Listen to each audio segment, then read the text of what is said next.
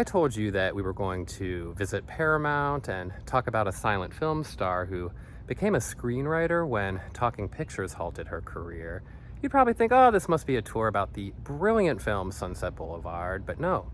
All of this actually pertains to Hollywood Heights.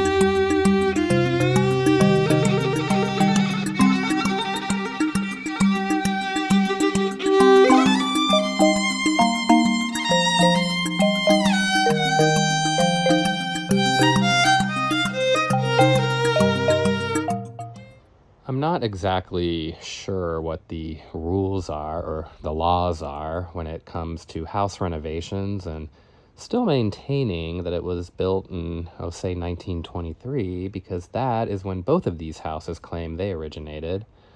I mean, I suppose it's no different than a person getting work done. It's not like a facelift changes your birthday. They both look great for being over 100. In 1937, there was a gay wedding reception held in the one on the left. Well, kind of.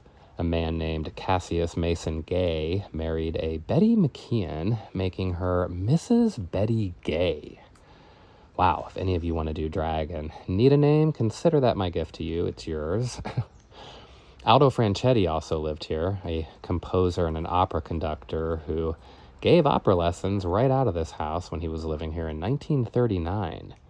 10 years later, in 1949, 67-year-old Edward C. Wright, a lyricist and poet, was living here when he had what the newspaper called a peace anthem published. I mean, the sounds, the art that must have poured out from these windows. Flipping back around, let's cover the south side of Camrose as we head west up the hill. I'm sure when I show you some of these really old houses, you're thinking, what? They look so much newer. Well, like a lot of Hollywood, they've had work done.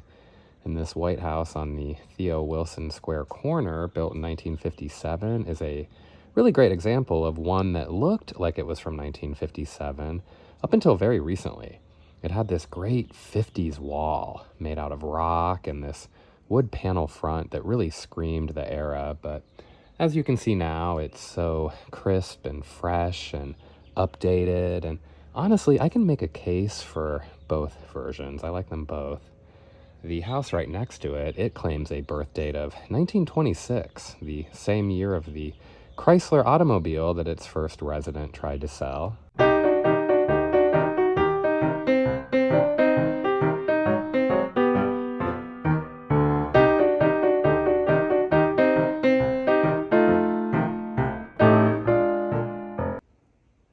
Beginning in September of 1937, an extremely beautiful and extremely forgotten actress named Sigrid Gurie lived here in 6906 for just 6 months. But what's fun, though, is that she lived here at the kickoff and pretty much the height of her rather short career.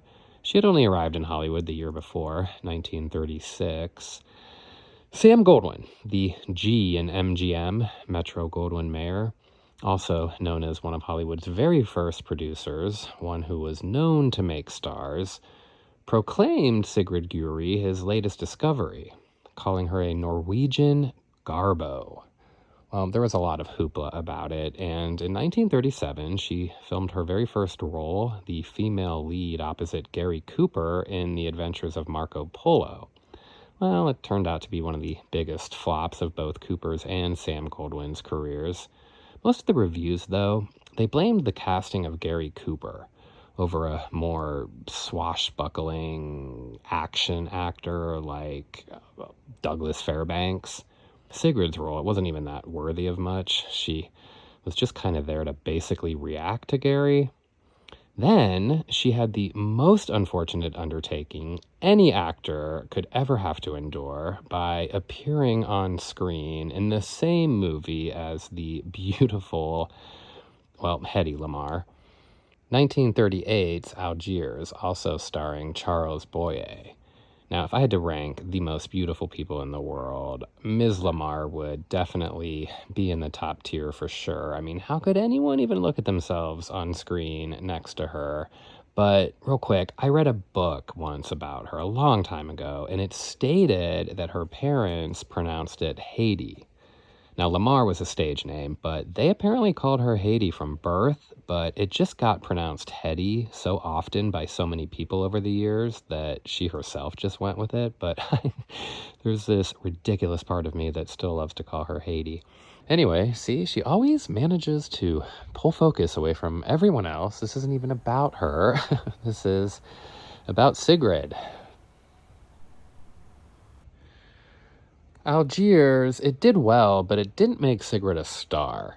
Not only that, the same year that it came out, she filed for divorce from her husband of 3 years, and the two of them, who lived here in this house together, were sued by the owner, claiming that the couple still owed some back rent. Sigrid, though, was like, "Don't look at me, my husband signed the lease, I'm out." And as the 1940s were beginning, a scandal broke out when the press got wind that Sigrid Gurie from Norway was actually Sigrid Gurie of Brooklyn. Yeah, 1911, Brooklyn born. She purposely lied about her nationality to, I guess, gain publicity and the attraction of Hollywood. And you know what? Good for her, because it worked. Everyone just had a field day with this news, and Sam Goldwyn, who went from calling her the greatest discovery, was now calling her the greatest hoax. He did eventually drop her from his prestigious roster of actors, although she did work. She made movies throughout the 40s, her last one in 1948. She married a total of 3 times. Her final divorce in 1961, the same year she basically peaced out and moved to San Miguel de Allende, Mexico. And having taken art classes in West Hollywood in the 1940s, she learned to paint and really got in touch with the artist inside herself. Mexico was perfect for her talents, and she remained there until 1969, when she passed away at the age of 58 from an embolism related to kidney issues. And ironically, she had a twin brother named Newt. Newt and Sigrid. I mean, come on, their parents were Norwegian. It's not like she made it up. But she and her brother were estranged. However, when he found out she died from an embolism, he in return had an embolism. True story, not kidding. Isn't that insane? However, he survived his, and he lived until 1994, but poor Sigrid, the woman who once starred in a 1939 movie called The Forgotten Woman, became one. The house right next door to Sigrid's was built in 1925, and 5 years later, 19-year-old Frank Gallagher was living here when he and 2 18-year-old buddies of his got busted for stealing a doctor's car right out of a parking lot on Hollywood Boulevard. And while you might think that they were just being dumb kids, I tracked down Mr. Gallagher and learned that he was arrested again 11 years later in 1941 for, stealing a car. 1924 saw the completion of this duplex, and in 1932, a movie cameraman named Milton Cohen reported a robbery. He said that $500 worth of clothing and jewelry had been stolen from his home, which is a little over $11,000 today. He must have had some really nice things, or was trying to cash in on some insurance. Wonder if anyone questioned the kid next door. I mean, he stole a car 2 years earlier. What's not to say he and his pals didn't case this joint? Wouldn't that be wild, though? All of Mr. Cohen's stuff just hiding in a closet next door, completely unbeknownst to him. Look at me, pointing fingers a century later. Another beautiful duplex from 1924 sits next door, and 6922, the one on the right, was home to Phil Gersdorf and his new bride when they moved in back in 1928. They stayed married for 46 years until Phil died in 1974 at the age of 73. He worked for more than half a century as a Hollywood publicist, beginning with RKO Studios and ending at Paramount Pictures in the late 60s, and with various studios in between, like MGM, where he was the publicist on the award-winning film Dr. Zhivago. He also dealt with movie stars like Robert Mitchum, who once got in a bar fight with a soldier.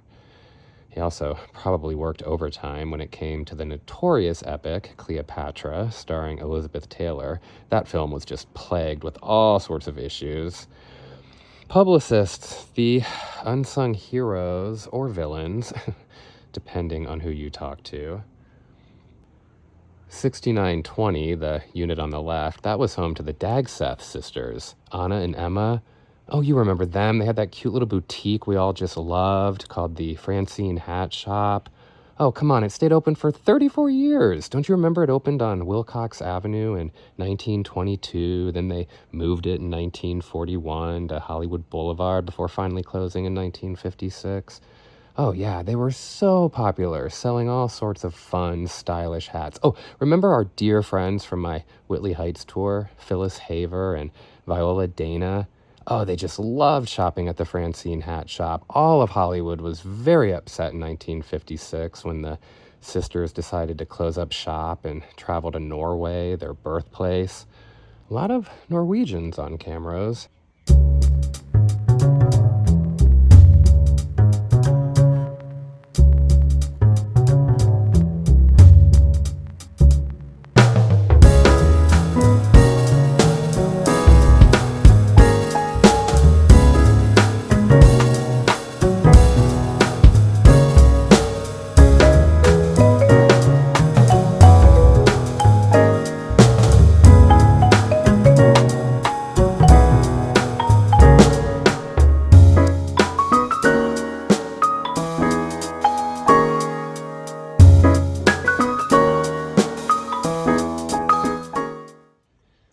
Remember our friend Mrs. Charles Fenton and her gossipy dinner parties over on Rockledge?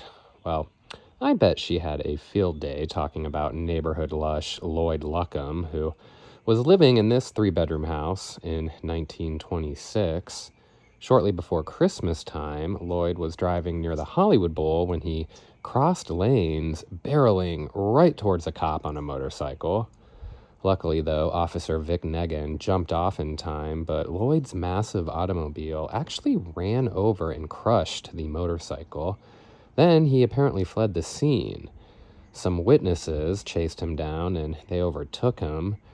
And when Lloyd was charged with drunk driving and a hit and run, he got very offended, denying the hit and run part. Apparently, he knew he was drunk. I looked these two up, as I do with everyone, and Lloyd, I found out, went on to raise and show chickens in the valley. Didn't even know that was a thing. Officer Negan, he ended up having a very successful career as a police officer, but retired, had a family, and ironically retired to the valley. Okay, we are back down on Camrose by Theo Wilson Square. For the north side of the street, next to the gay house, is a 2-bedroom house built in 1923, and I found a real estate ad from 1954 that referred to it as a two-bedroom pink stucco dollhouse. And what's really funny about that is that this house right next to it, right here, is currently referred to as a dollhouse, specifically Barbie's house. Every single real estate blog will have you know that this house, built in 1962, was recently owned by Barbie herself, actress Margot Robbie. She bought it in 2017 and sold it in 2020. And I'm very sorry to disappoint you, but from what I have gathered, Margot never lived here. She bought the house as an investment property from Oscar winner Dustin Lance Black. He won in 2009 for writing the screenplay for the film Milk. He's currently married to Olympic champ Tom Daley. Margot apparently paid $950,000 for it and rented it out for $4,200 a month and then sold it for $1.2 million. Just pennies compared to what she would eventually earn for Barbie. To our right, 6923, built in 1928, was home to the Ulick family, who in 1938 announced that their little 11-year-old daughter Barbara had a birthday party right here at the house. The paper also declared her to be a perfect little host. If only Barbara and her little friends could know that one day Barbie herself would own their neighbor's house. Well, I mean, she and her friends would also have to wait 20 years for Barbie to even be invented. But a few years later, in 1942, the Ulicks announced that their daughter Charlotte, a recent Hollywood High graduate and Barbara's older sister, was marrying a Richard Clark, who would serve in the Army Air Corps. While her new husband was off serving, Barbara was living here in 1944 when she and her family and the world got the news that Richard's plane had been struck over Germany. Despite a broken wing and holes in the plane, the pilot managed to safely land the plane in England, saving everyone on board. The pilot was Richard. Charlotte's new husband, he was hailed a hero. Well, the following year, the War Department made a visit right here to this house, giving Charlotte the news that every soldier's wife feared. The plane that Richard was flying was shot down over Germany once again, and this time Richard was not able to land the plane, and sadly, nobody on board survived. If you were a financially tapped out, struggling artist, escaping from the men who were trying to repossess your car, anytime between 1946 and 1966, you could have driven right up Camrose and hidden your car in the garage of this house. Perfect driveway for it, huh? And had you done that, you would have found yourself in the plot of your very own Sunset Boulevard. Oh, I thought that was an old movie poster for a second. Would have been way too much. But your version of Sunset Boulevard, it would still be complete with a real-life silent film star. One who spent those last 20 years of her life in this 2,800 square foot, 3-bedroom home built in 1927. However, before she moved in, the house had been occupied by some rather interesting people. Henrietta Hawkins was among the first residents. In 1928, she ran I don't know what it was, to be honest, but it's very, very 1920s. The newspaper advertised it as a place out by the beach where sick children could go and get nursed back to health through, I think it said, a natural diet and sunbathing, all under the supervision of Henrietta, who was a nurse and teacher.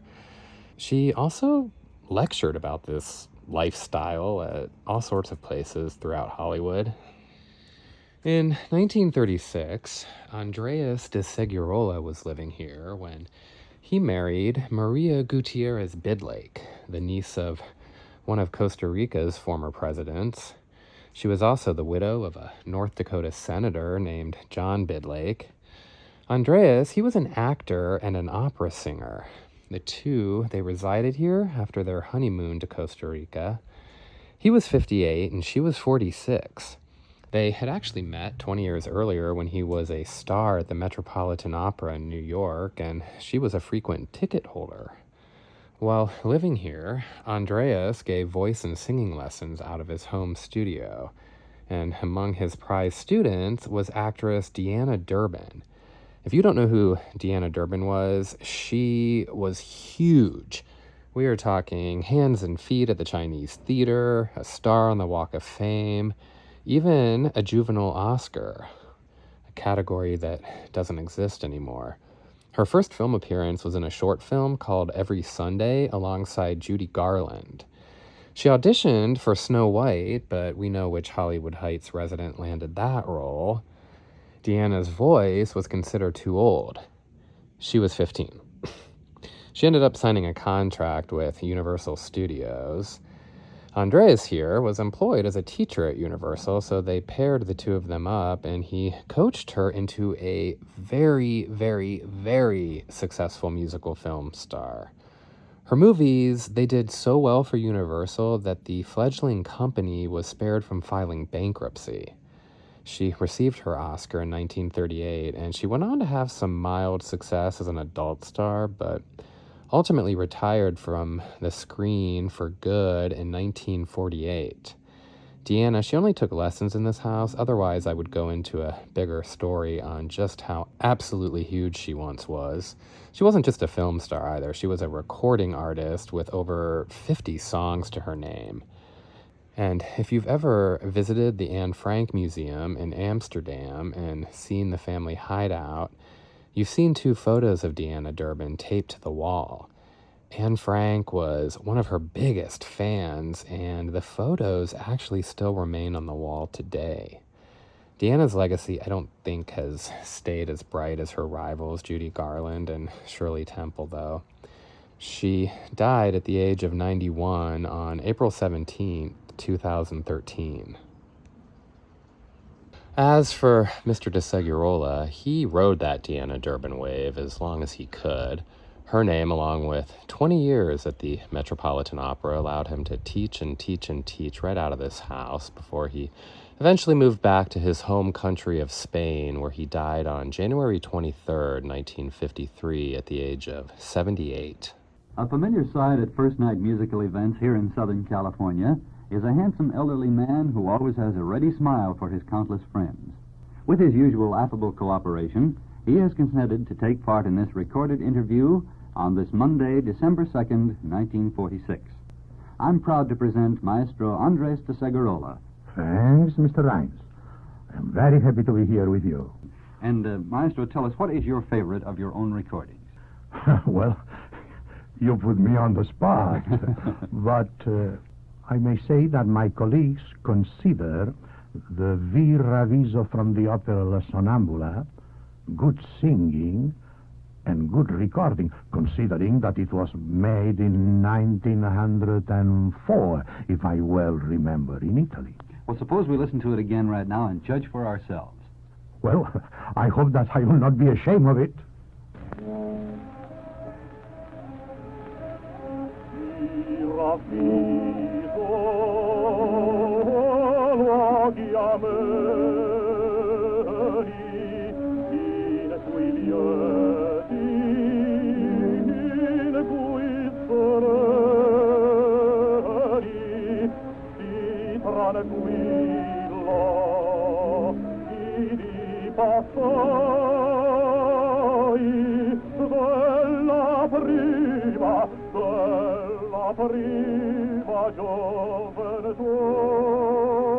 Is not so bad.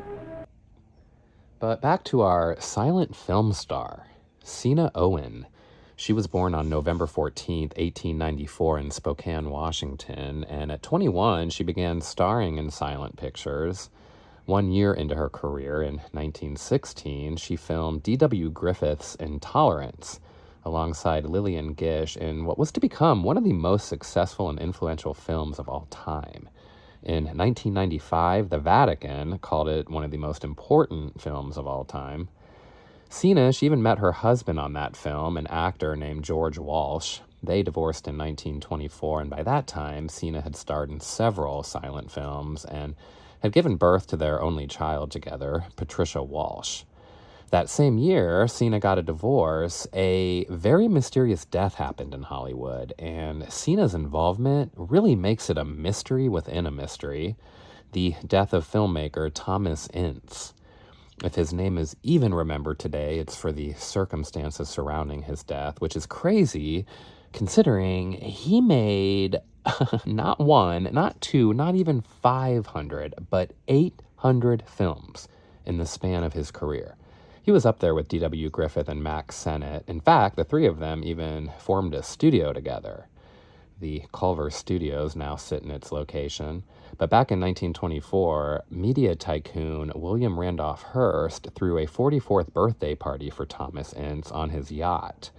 Hearst invited a handful of movie people, including his mistress, actress Marion Davies, as well as Charlie Chaplin. Things did not go as well as planned because after this weekend trip of celebrating, Thomas Ince died.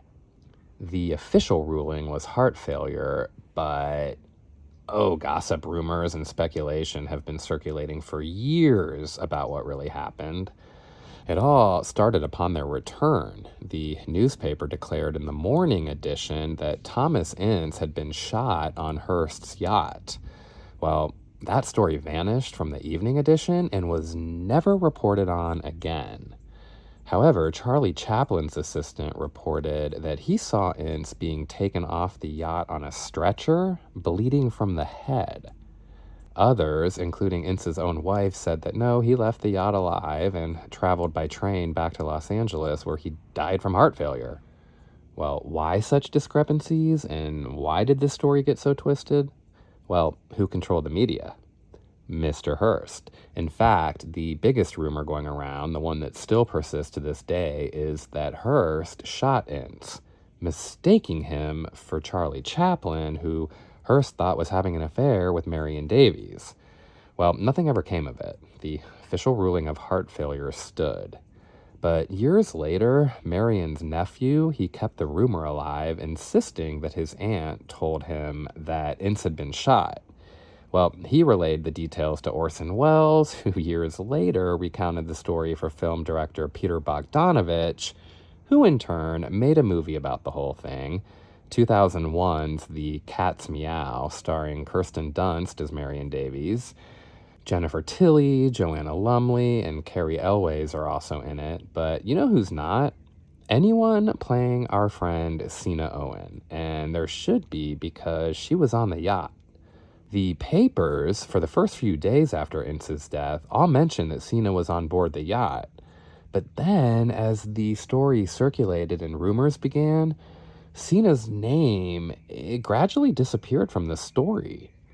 There were 20 guests on board the yacht that weekend, and most of them were interviewed and gave their take of what happened. Not Seena, though. She was somehow removed from the scandal and rarely appears in any tellings of this wild mystery. But the late 20s, they saw the beginning of the worst nightmare for a silent film star, the invention of talking pictures. Seena, like Norma Desmond herself, saw her career get absolutely obliterated by the new medium taking Hollywood by storm. Some stars, they transitioned beautifully into the world of sound, like Joan Crawford, but others, like Seena, had to find other lines of work. She retired from the screen for good in 1932, and also, just like Norma Desmond, Seena turned to screenwriting. Although in her case, the scripts actually got made. And I'm sure this was due in part to the fact that she had a sister, Lily Hayward, who was a very successful screenwriter. Seena wrote a few screenplays, two of which ended up starring actress Dorothy Lamour.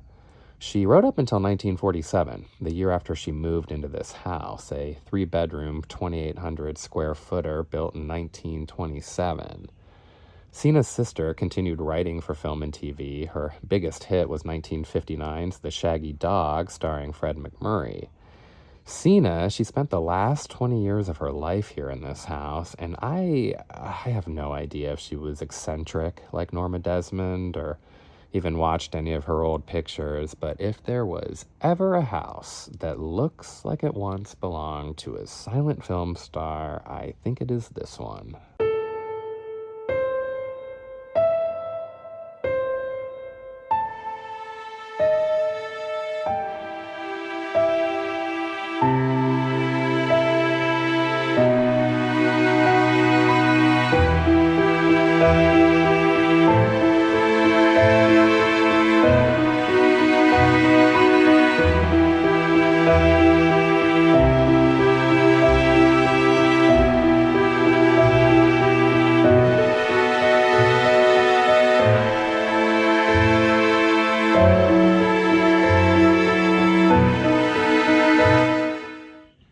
There are actually 2 houses right next to Seena's old house that we cannot see at all because they are set way back in this driveway. The cool garage doesn't belong to either one of them. We'll talk about this house in a minute, though, but the one directly next to Seena's was built in 1924. Miguelito Valdez was living here in 1947 when he remarried his wife of 3 years, French-born Elaine Hirschfield. He was 35, she was 26. They weren't divorced or anything, it's just that he loved her so much that the romantic wanted another ceremony, and they had one here at this house. He was born in Havana 5 years before fellow Cuban Desi Arnaz. Their careers, they actually took off around the same time, and ironically, both men had hits with the song Babalu. Valdez's hit came first, and it even earned him the moniker Mr. Babalu. That would follow him the rest of his life. Desi, of course, he made his more popular through I Love Lucy, but Valdez had a very successful career as a singer and even appeared in a few movies. He died from a heart attack while performing on stage in Bogota, Colombia in 1978.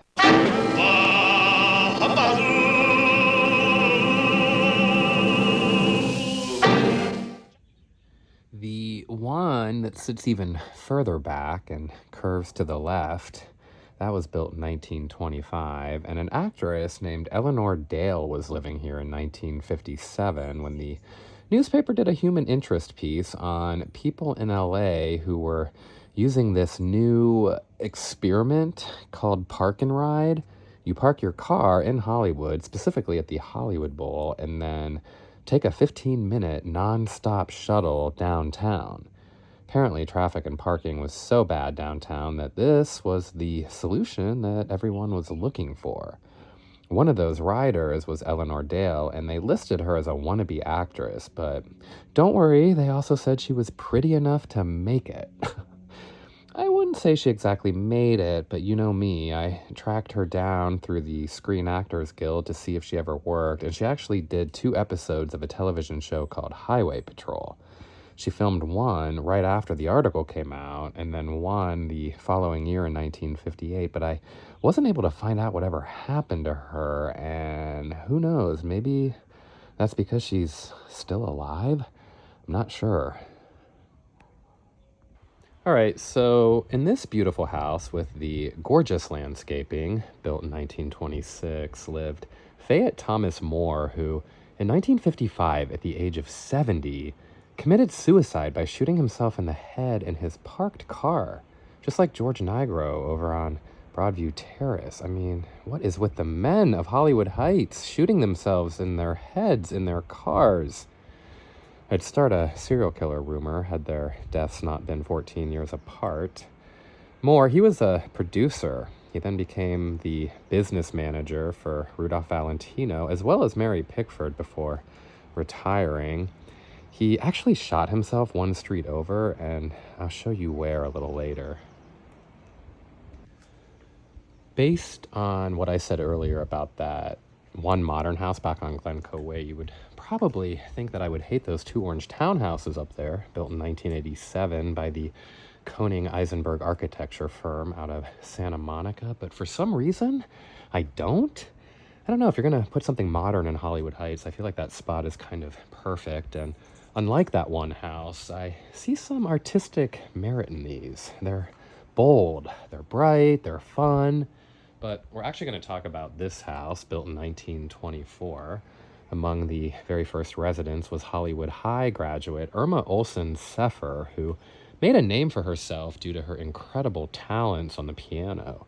Not only did she graduate at 16, but she became the youngest student to win a fellowship from Juilliard in New York. She studied there for 3 years before returning here to the family home in 1929, and she spent the 1930s as a concert pianist, performing all over LA, including the Hollywood Bowl, and she even gave lessons right out of her house here. In 1951, an actress named Jo Gilbert was living here when she placed an ad in the newspaper referring to herself as a well-known actress who could tell you how to break into the movie business as long as you sent $1 to her home here. Kind of ironic considering she herself never really broke into the business, but boy did she hustle. She definitely worked a lot and managed to even get herself some press while doing local theater in 1941. The majority of her work, though, it came from radio. Before television, soap opera serials were all the rage on radio, and Jo played different characters on various shows. Now, if you look her up on IMDb, you will see a long list of film and television credits that begin in 1945 and take her all the way through 1959. But if you look closely, you will see that most of those roles are uncredited, basically meaning she had tiny bit parts that were usually just a step up from that of a background extra. She also found herself in the newspapers in 1946 for being the very first ticket buyer at a new Western Airlines ticket office that had just opened near Hollywood and Vine. I mean, every struggling actor's dream press. Before she moved into this house in the 1940s, she was living at the Hollywood Studio Club, a legendary building for women trying to break into show business. Marilyn Monroe, Barbara Eden, Sharon Tate, Rita Moreno, a ton of actresses lived there before stardom. And apparently, Jo's dog, named Montgomery, was such a hit with the women that he even got his own obituary in the paper when he died in 1950. As for Jo, she played a prison warden on an episode of the DuPont Show with June Allison in 1959, and then pretty much just disappeared. I'm not sure what she did with her life after that. Another house built way back in 1924, and some pretty shady business went down here, especially in 1937. There was an ad in the paper specifically requesting a Filipino houseboy, and whoever placed it wanted him ASAP. They were not messing around. Sounds very troublesome. But things got a little bit later in 1945 when Mrs. Violette Ashton received some good news about her heroic husband, Robert. He was being awarded the Navy's Silver Star Medal for saving 4 men who apparently got trapped below deck after a torpedo hit their ship. The circumstances were pretty dire, but he managed to evacuate everyone safely. Kind of nice ending on a positive war story for once. 1952, it saw the return of strange and shady, though. 16-month-old Jimmy Perkins, months, not years, was found wandering on Camrose when he was picked up by Hollywood police. Guess he wasn't too far from his house here, but for some reason the police took him to the station. They even had a doctor check him over before his dad, James Perkins, came racing to the police station to claim him. Ooh, hope it was his dad. Not some weird guy claiming him. How, though, did a 16-month-old even get out of his house? You know children, though, they do see ghosts. He probably saw the ghost of some Filipino boy from the 30s and was like, see ya.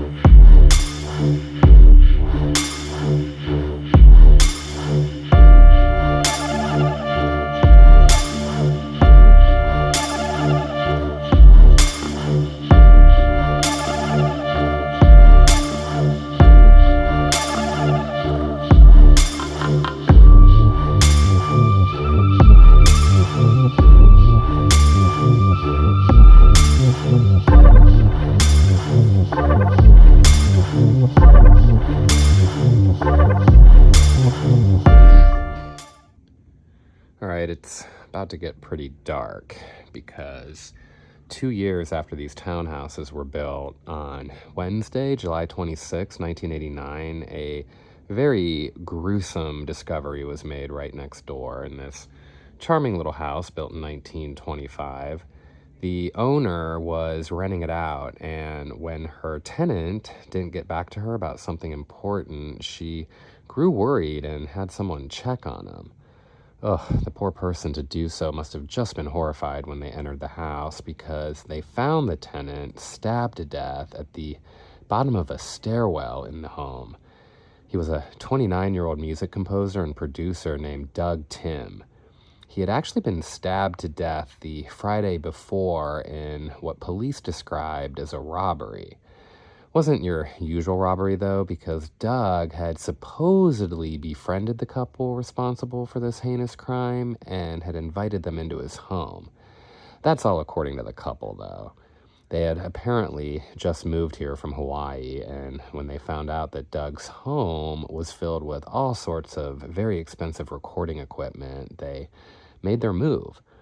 And that equipment, it was actually responsible for music heard on the TV shows Designing Women and Simon and Simon.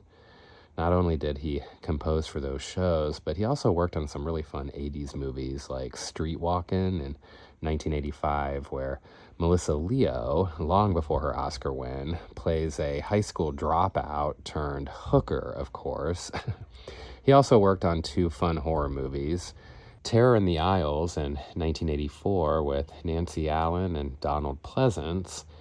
He also worked on Night of the Creeps, a really fun horror film from 1986, written and directed by a friend of mine, actually, Fred Decker. I'm friends with Fred and his wife, the loveliest people. Winners Take All and Night Flyers were 2 films he did in 1987, in addition to a bunch of commercials and TV shows. Poor Doug, he was actually hitting his stride and working consistently at the time of his murder, not even 30 yet. Fortunately, I guess, in addition to the recording equipment the couple stole, they also stole Doug's sports car because that is how they got caught. Police found them in Riverside, not too far from here, and listen to how sick these monsters were. The husband, he had previously been married to his wife's mother. Yeah, he left her for the daughter, married her, left Hawaii, and after knowing Doug for less than a week, murdered him. I checked up on the couple, and luckily the husband is serving a life sentence in prison, but I believe that his wife actually got paroled. And sadly, this will not be the most gruesome murder you hear that took place in this neighborhood.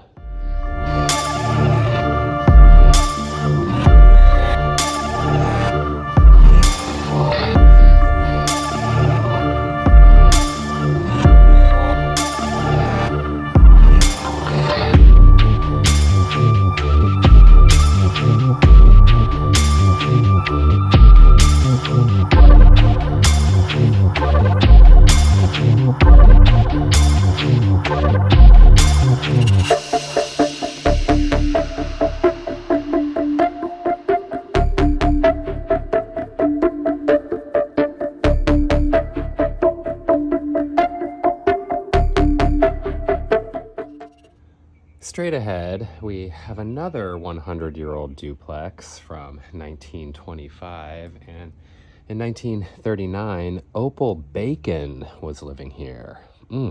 Sounds like a delicious breakfast dish. Miss Bacon, she won $100 in a movie quiz contest. How fun. What's not fun, though, and why I will never participate in this activity is what happened to poor Diane Tange.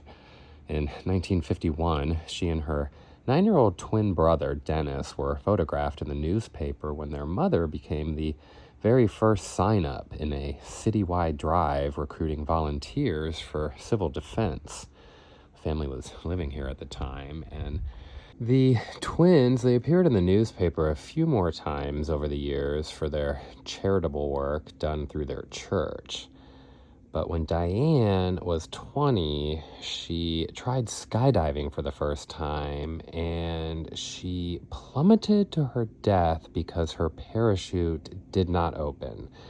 No, thank you. Nope, never. Not at all. Not for me. Parachutes and guns, two dangerous things to get involved with, but in 1937, 28-year-old Carlisle Moore Jr. was living on the other side here with one of the largest collection of privately owned guns on the West Coast. And what's so strangely dark about it all is that as a 15-year-old boy, he witnessed his own father's death. Carlisle Moore Sr., a playwright, was putting one of his guns away after a hunting trip when it accidentally went off, killing him. I mean, you would think this might turn young Carlisle Jr. off from guns too, but no. In addition to collecting guns, he spent the entire 1930s acting. He was cast in several motion pictures and short films, doing small, tiny bit parts. He ended up marrying an actress named Jane Barnes. She had a very similar career to her husband's, lots of tiny parts here and there. They ended up having 3 children, but gave up acting for good in 1940 and moved out of Hollywood, heading north a bit.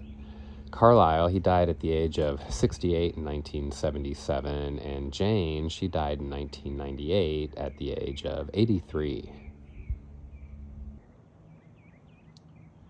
Across the street in 1962, poor James Cannon, he was having the workday from hell.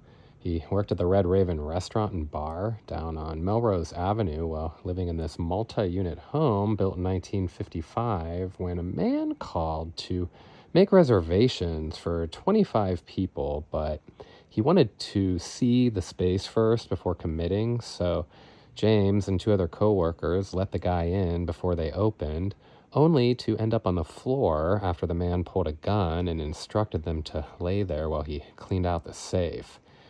James and his coworkers were okay, but they never caught the guy. I'll tell you who had a much worse day, though.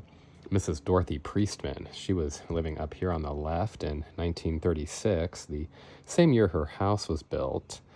A 40-year-old man, he was trying to cross Highland Avenue, and he stepped right out in front of Dorothy's car, killing him instantly. That wouldn't be the only car accident involving this house either, quite literally. A few decades later, in 1961, Mrs. Helen J. Crutchfield, who the newspaper referred to as a lady driver, was backing out of her driveway next door on the right when her foot apparently slipped off the brake and onto the accelerator, sending her into this garage, straight through the wall, out the back of the house where half of the car supposedly dangled 15 feet in the air above a ravine. This house, it's actually available for rent right now. Well, if you're watching this in March. It's got 2 bedrooms and 1 bath. It's $3,200 a month. And I don't know if you can see through there, but if you move in, you can stare right down onto Seena Owen's house on Camrose.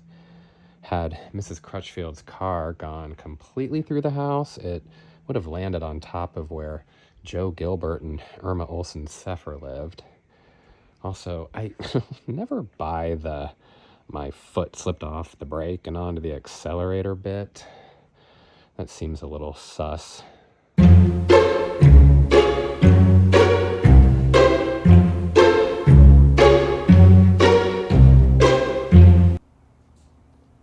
In 1974, you could have spent $113,000 and ended up owning not 2, but 4 units. They're all at the end of this driveway, and we can't see them, but we can see our favorite tower, which should also give you an idea just how high up we are.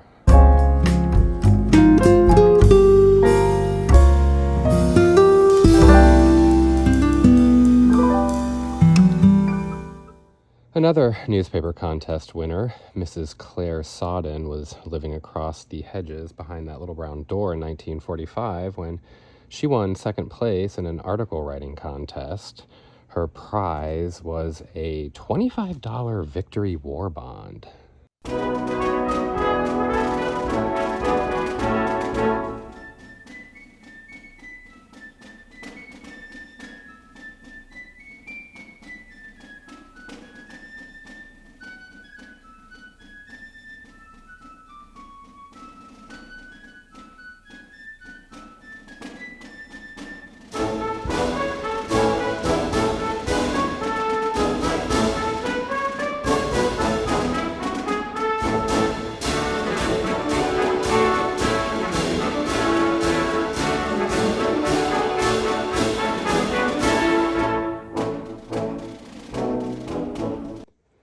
Remember Corinne Ross, Gertrude's daughter that she tried to marry off?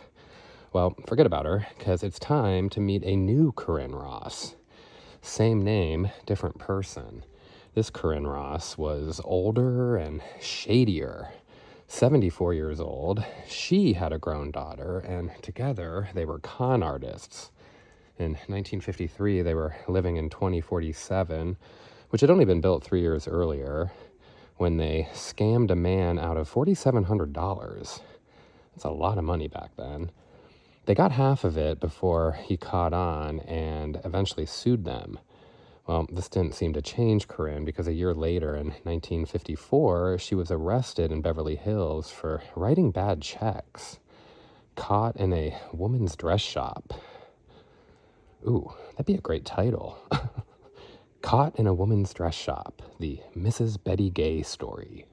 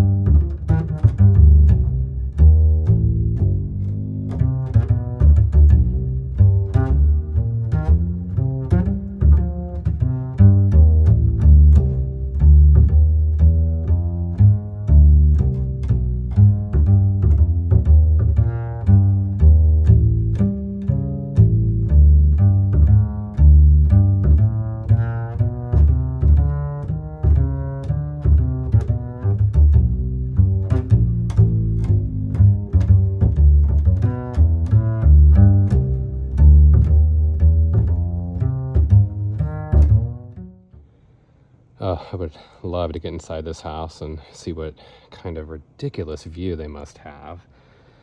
It was built in 1953, and M.H. Pear was living here when they too won a grocery store contest in 1957.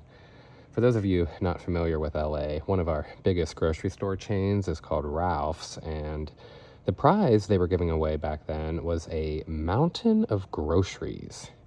No idea what is in a mountain of groceries, but it made its way to this house. By all means, if you want to win a contest, move to Paramount Drive. And for those of you who have already put it together where we are right back where we were when I read the news article that our bestie, Theo Wilson, wrote. These are the stairs that connect Glencoe Way. And while you might think we've come to our conclusion of Hollywood Heights, yeah, right, there is still so much more to see.